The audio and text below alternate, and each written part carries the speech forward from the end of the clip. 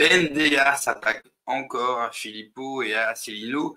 Il se met en position de force. Il était chez Toxin et la guerre des souverainistes ne peut pas s'arrêter. Ça sera une guerre continuelle, sans fin, tant qu'ils seront là. Et pour tous ceux qui ont l'espoir que tout cela se finisse pour purger un peu le milieu souverainiste et qu'on reparte sur de bonnes bases, eh bien, vous vous faites des illusions. Moi, en tout cas, comme vous le savez, c'est un combat que j'ai mené depuis 3 ans sur la chaîne.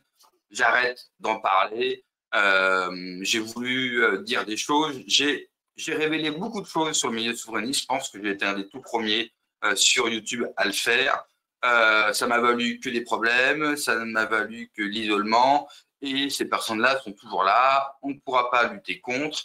Et puis, certains qui ont pris des initiatives politiques, comme un Philippe Murer, qui se dit bah, tiens, je vais également créer un mouvement pour contrer justement cette non-alliance et surtout ce non-travail des souverainistes français. Ben, ça n'a pas porté ses fruits. Philippe Murer, ça reste une personne formidable, malgré le fait qu'il m'ait insulté par message privé. Finalement, il a créé un nouveau mouvement pour finalement, à chaque fois, refaire la même chose. Et donc, on va retrouver les mêmes tares qu'ont les partis souverainistes. Donc, on va écouter Nicolas Dupont-Aignan au micro de Nicolas Vidal sur Toxin. Temps d'une union. Philippe Murer a lancé un appel à créer un parti unique, Debout la France, UPR, Patriotes. Moi, je pense qu'on n'y arrivera pas par le parti parce qu'ils ne veulent pas. Donc, on n'y arrivera pas.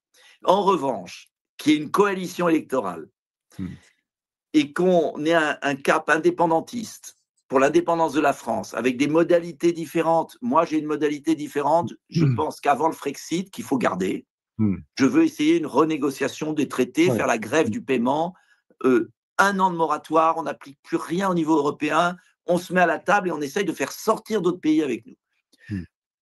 C'est ma ligne. Oui.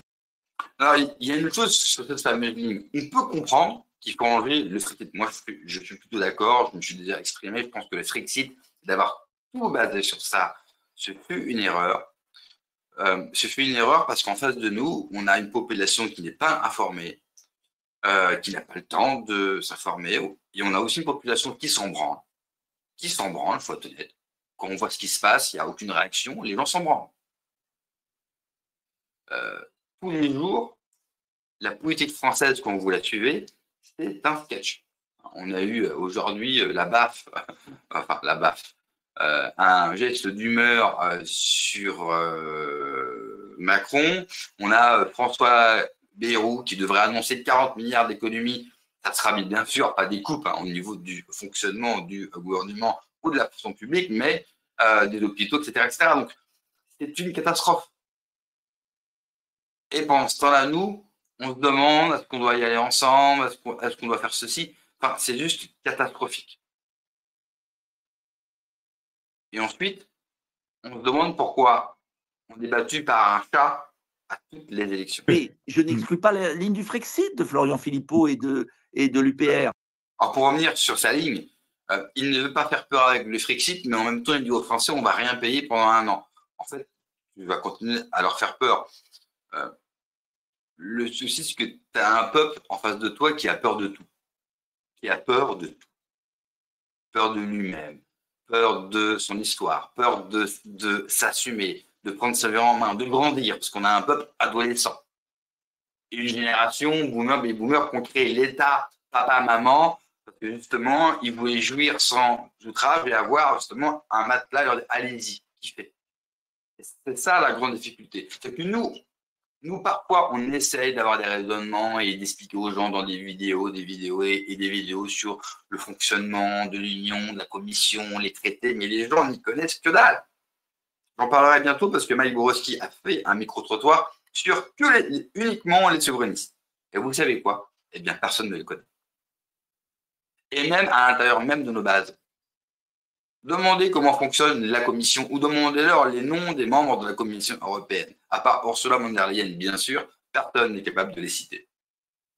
Donc si même nous, on a du mal à se mettre d'accord, imaginez le grand public qui est à l'ouest sur tous ces sujets-là, vous courez automatiquement à la catastrophe. C'est pour ça que depuis longtemps, je dis qu'il faut réadapter notre stratégie de communication. Sinon, eh bien, on continuera à faire 1%. Je dis simplement, pour convaincre les Français de nous élire, proposons-leur un processus en 2 temps. D'abord, on essaye de tout remettre à plat avec ceux qui veulent. Si on n'y arrive pas, on fait le Frexit. Mais on fait un référendum de toute façon. Donc, il y aura toujours un référendum. Moi, je me battrai pour un référendum. Mais ça, ce sont des nuances. C'est des méthodologies, c'est des chemins. L'important, c'est quoi? On veut une France indépendante. Politiquement, militairement, économiquement. On veut une France démocratique. On veut le RIC. On veut des référendums. Et on devrait être capable d'avoir une plateforme commune de tous les amoureux de la France. Vous savez, moi, je milite depuis très longtemps ce truc de la plateforme commune, d'un truc commun, d'un projet. Mais ça fait tellement d'années. Ça fait plus de 10 ans que j'entends ça. Vraiment, je pourrais un jour faire, si vous voulez, reprendre des vidéos année après année, que des extraits. Je peux remonter sur 10-15 ans. Ils ne le feront jamais. J'ai eu la chance d'être un petit peu en 3 ans dans ce milieu-là. C'est un marasme, mais vous n'avez pas idée. Quand j'ai commencé YouTube, j'ai commencé avec ce thème-là précis. Je me faisais insulter par tous les souverainistes de la Terre entière. Alors aujourd'hui, ça s'est calmé, parce qu'il y a beaucoup de souverainistes qui commencent un petit peu à... Mais c'est dramatique, dramatique. Et puis, on parle de RIC, mais les gens ne veulent pas de RIC. Personne dans la vie de tous les jours dit bah, moi, je voudrais vraiment qu'on ait le RIC. Personne ne vous parle de ça, en fait. Ils veulent quelqu'un qui a le manche. Pourquoi beaucoup de gens en France bandent sur un Bukele, sur un Trump, sur un Poutine? Parce que c'est des mecs chez eux, ils ont le manche. Ils ne font pas des référendums ou le RIC pour demander aux gens leur avis. Ils ont un projet, une vision, et ils l'appliquent de gré ou de force. Et ils font plier tous ceux qu'il y a en face d'eux. C'est ça que les gens veulent. Le problème de la France, il n'est pas démocratique. Il nie qu'il n'y a pas de cap, il nie qu'il n'y a pas de burne, qu'on n'a que des traites, que ce soit dans l'espace médiatique, politique, dans les grands patrons français. On l'a vu lors du live encore dimanche. La trahison de la France, c'est 10 à 15 millions d'euros. Hein, je vous invite à aller voir ce live d'ailleurs.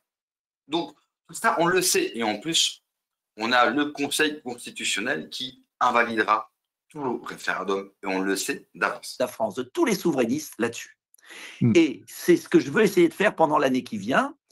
Je sais que certains disent que c'est perdu d'avance, mais moi, je suis beaucoup plus âgé que Florian Philippot, donc il n'a rien à craindre, je ne vais pas m'appesantir, je ne vais pas m'incruster, le temps fera son œuvre, et je pense que nous devrions beaucoup plus nous entendre, avec nos nuances, avec nos caractères différents. Lui fait plus de manifs, moi je travaille autrement. Mais en vrai, il n'y a aucune différence. Hein. Ce qu'il faut bien comprendre, c'est que dans les différents programmes, il n'y a pas vraiment de grosses différences. Ce n'est que leur personnalité. Et puis, Nicolas Dupont-Aignan, il oublie une chose. La seule fois où ils ont fait alliance, ces 3 partis-là, enfin, ces 2 partis-là, parce que François Asselineau refuse tout. Mais c'est Philippe Murer qui les avait réunis chez lui, qui les avait imposés autour d'une table. Et croyez-moi, ça a duré 3 heures pour les mettre d'accord. Et puis, bien sûr, François Asselineau, comme d'habitude, s'est levé, a dit c'est non, il est parti. François Asselineau, hein, le roi de la démocratie. Après, ces mecs-là vous parlent de RIC, qu'il faut écouter les autres, machin. Quand vous avez été dans ces partis-là, il n'y a aucune démocratie en interne. Rien du tout. Il y a une tête et vous n'êtes que des pions. Donc, s'il vous plaît, ne voulez pas donner de la démocratie aux gens quand vous n'êtes pas capable vous-même, à l'intérieur de vos propres structures, de les mettre en place. Je rappelle que j'ai été viré parce que j'ai eu ma liberté de ton sur ma chaîne YouTube. Donc, ne me parlez pas de liberté d'expression, de démocratie, du RIC. Les gens, ils veulent quelqu'un qui tient le manche.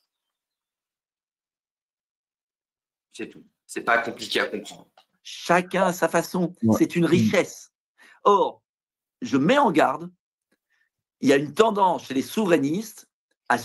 Le multiculturalisme est une richesse. Ça, c'est des propos de pur gauchisme. Parce qu'on est tous différents, on va tous se mettre ensemble et ça va être super. En fait, ben non, ça ne marche jamais, ça. Ça marche quand, ça? Ça marche quand? Ça marche quand il y a un chef. Trump, c'est un chef. Et tout le monde obéit à ce que dit le chef. Dès qu'il y en a un qui n'obéit pas, il est éliminé. Poutine, c'est la même chose. Et vous pouvez être éliminé en plus d'une autre manière avec lui. Tous les grands mecs de ce monde, il n'y a pas de on va tous ensemble et puis toi tu vas nous apporter ça. Ça c'est un monde de oui, et c'est ne pas comprendre comment marche une organisation, une entreprise, un pays. C'est justement le problème de la France. Se diviser en chapelles, plus souverainiste que moi, tu meurs. C'est une aberration. Alors ça, c'est vrai. Quand vous rentrez dans la famille souverainiste, vous passez ce qu'on appelle un test de pureté. Alors, je vais vous expliquer, c'est très simple. Ça fait un peu mal, ça peut surprendre. On vous dit, bah voilà, vous frappez à une maison souverainiste. Bonjour, je suis souverainiste. Ok, très bien. Mais il n'est plus vraiment. Tu es vraiment souverainiste? C'est pour facile? Baisse ton slip. Tu baisses ton froc. Hop, t'as rien vu. Et là, vous dites, mais, ok, d'accord, mais quel est le rapport entre me faire sodomiser et être souverainiste? Eh bien, tu vas le comprendre. Tu vas le comprendre. Et ça, c'est un vrai problème. Il y a des personnalités ambiguës, parfois, qui n'ont pas toujours été dans nos combats, mais qui parfois, comme aujourd'hui avec la loi sur la mort assistée, la mort tout court, il y a des gens qui ne nous ont pas rejoints pendant le Covid, aujourd'hui, ils sont avec nous. Eh bien, nous, par notre position d'ultra-puritain souverainiste, on ne fait que des insultants de « ouais, on ne vous a pas oublié ». Bon, bah très bien, donc on n'avance jamais. Arnaud Montebourg, je pense que c'est un homme qui a des qualités. C'est quelqu'un qui fait des choses qu'aucun souverainiste ne fait et ne fera. Ça serait bien aussi qu'on lui envoie un message, qu'on l'appelle, qu'on voit son état d'esprit, par exemple. Ça ne donnera sûrement rien.